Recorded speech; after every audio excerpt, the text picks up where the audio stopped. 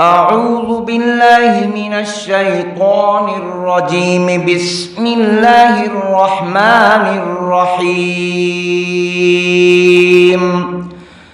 لم يكن الذين كفروا من أهل الكتاب والمشركين منفكين حتى تأتيهم البينة. رسول من الله يتلو صحفا مطهرة فيها كتب قيمة وما تفرق الذين أوتوا الكتاب إلا من بعد ما جاءتهم البينة وما أمروا إلا ليعبدوا الله مخلصين له الدين حنفاء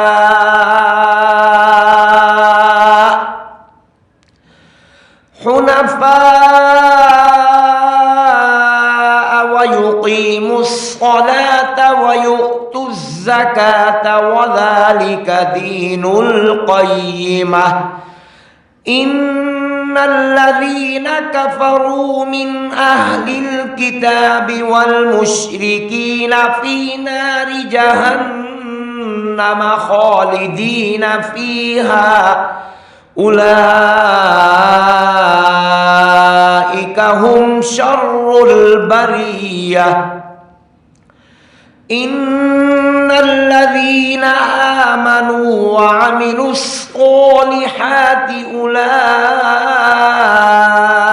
هم خير البرية جزاؤهم عند ربهم جنات عدن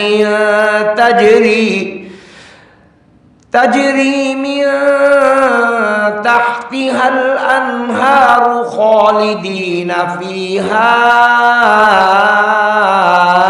أبدا.